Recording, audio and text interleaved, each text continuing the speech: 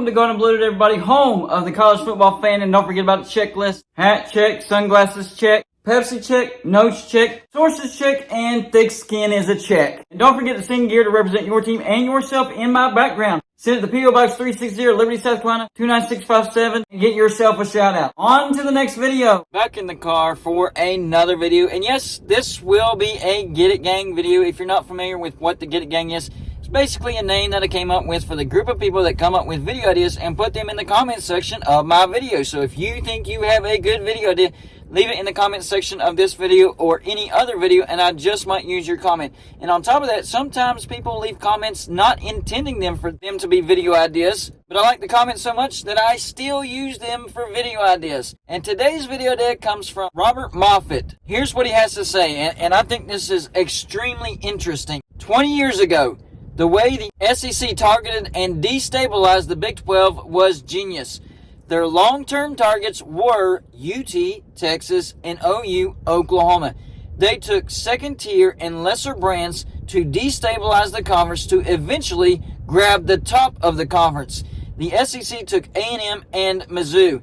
That eventually helped them get their primary targets, Oklahoma and Texas.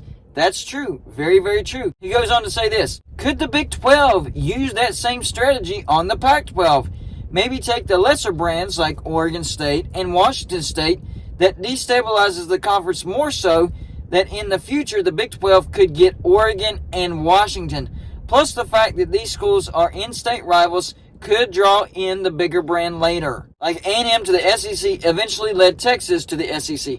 So what he's saying is maybe the Big 12 could grab a Washington State to eventually pull in Washington and grab an Oregon State to eventually pull in Oregon. The question that I have for this, as far as this particular idea, is it depends on the Big 12's timeline. If they're trying to get the four corner schools, aka the 3/4 of the four corner schools now, then this really isn't a factor at all. Because getting Oregon State and Washington State wouldn't help getting Arizona State, Colorado, or Utah in sooner rather than later. So it just depends on if the Big 12 wants the four corner schools now and isn't even worried about Oregon and Washington. Maybe they think that Oregon and Washington is headed to the Big 10 no matter what, even if they use the Big 12 as a stepping stone. Well, here's the thing.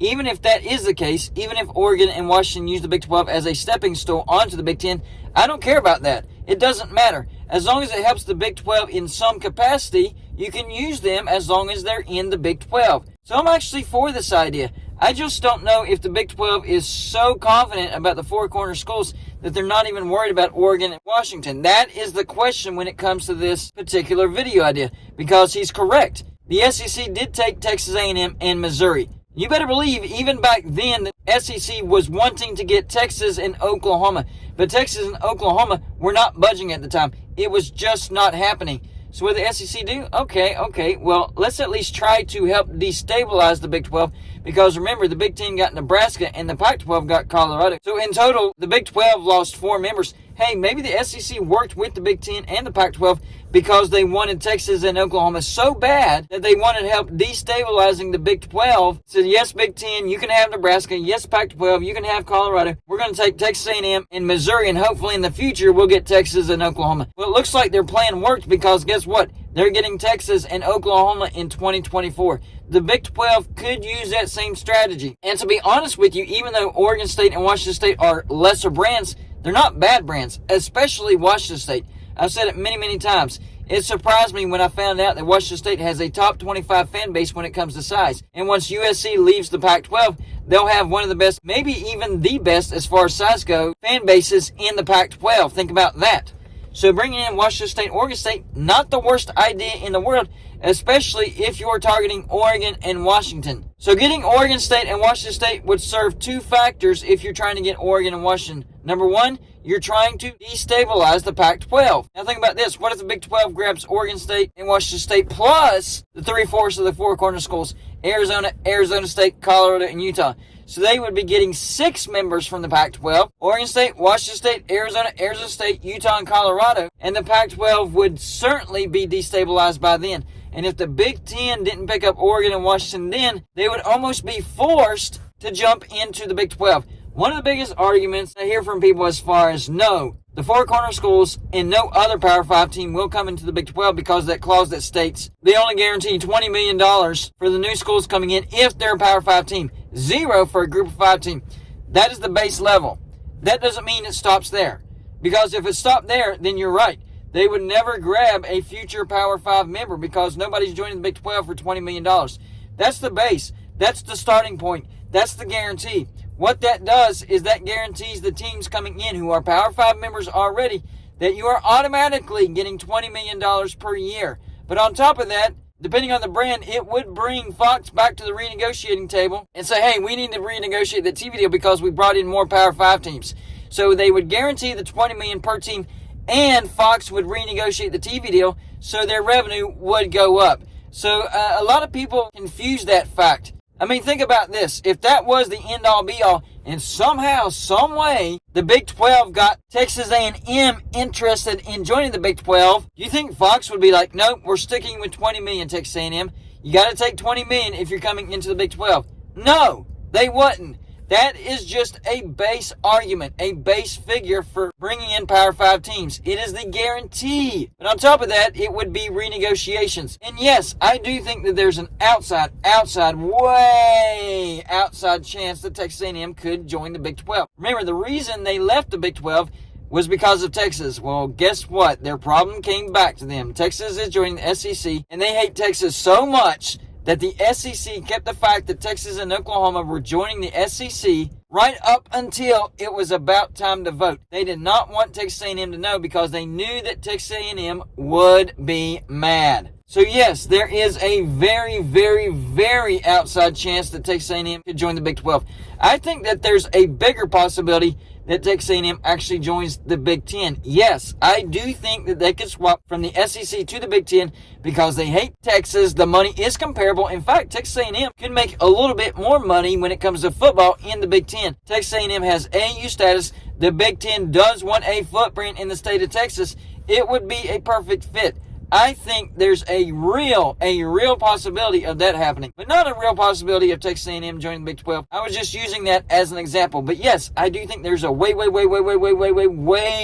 outside chance that Texas A&M could join the Big 12, especially if the Big 12 adds more members, that TV deal is renegotiated, and it looks more desirable. Then that's when Texas A&M might look at the Big 12 and be like, hey, we loved the Big 12. The only reason why we left the Big 12 was because of Texas. Maybe we should go back to where we came from, the Big 12. I think Texas A&M ends up in the Big 10, though. The point is that $20 million is the baseline. It is the guarantee, which means the Big 12 will be able to attract some Power 5 teams who are looking to jump from their conference. AKA, if the ACC dissolves, I think the Big 12 would be able to pick up Syracuse, Louisville, Pitt, and Virginia Tech, which would be great additions for West Virginia. And I made a Memphis video as well, and I think Memphis would be a great bridge between the Western teams in the Big 12 and the Eastern teams in the Big 12. But going back to the PAC12, that $20 million guarantee for bringing in Power 5 members doesn't run teams off. It is just the baseline. So yes, I do think the Big 12 can bring in Colorado, Utah, Arizona State, maybe Oregon State and Washington State if they're trying to get Oregon and Washington eventually. Because like I said,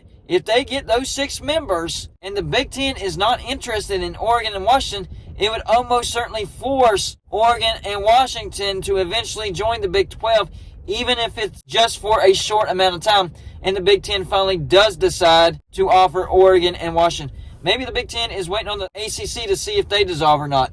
And if that doesn't happen, they actually decide, hey, Oregon, Washington, we changed our mind. We want to bring you in. Because remember, during this conference realignment cycle, usually it only happens in teams of 2. Now in the Big 12, they are the outlier. They did bring in BYU, Houston, Cincinnati, and UCF all at once. So yes, I could see them bringing in Arizona, Arizona State, Utah, and Colorado all in at once. They've done it before. They can do it again. But as far as the Big 10 and the SEC, it's been 2 teams at a time. Even the ACC did 2 teams at a time. Even the PAC12, even though they're destabilized right now, not looking good, when they did add, it was 2 teams at a time. So y'all let me know in the comment section, do you think this is a strategy that the Big 12 is interested in? As far as getting Oregon State and Washington State, hoping to draw in Oregon and Washington in the future. Or do you think they're firmly focused on bringing in the 3/4 of the Four Corner schools? And if the Big 12 does decide to bring in Oregon State and Washington State, do you think eventually it could attract Oregon and Washington, even if it is just for a short amount of time? That's all I got for this show. Like and subscribe if you haven't already, and I'll see you on my next show.